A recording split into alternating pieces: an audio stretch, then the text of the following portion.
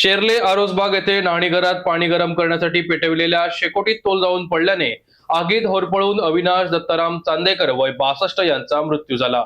ते सेवानिवृत्त पतसंस्था कर्मचारी होते। याबाबतची खबर त्यांचा मुलगा दत्तप्रसाद चांदेकर याने बांदा पोलिसात दिली आहे। याबाबत बांदा पोलिसांकडून मिळालेल्या माहितीनुसार अविनाश चांदेकर हे दररोज पहाटे उठून न्हाणीघरात पाणी गरम करण्यासाठी विस्तव पेटवत असत।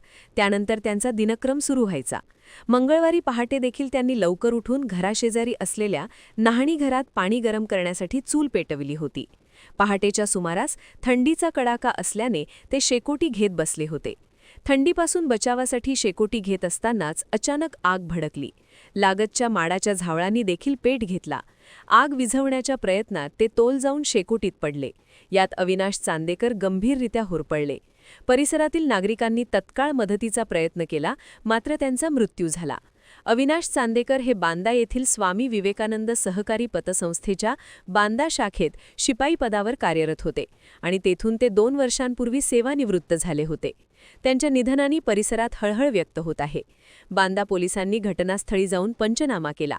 सावंतवाडी उपजिल्हा रुग्णालयात मृतदेहाचे विच्छेदन करून नातेवाईकांच्या ताब्यात देण्यात आला।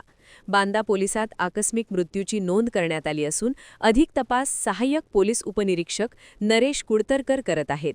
मयत चांदेकर यांच्या मागे पत्नी, मुलगा, मुलगी, 2 भाऊ असा परिवार आहे।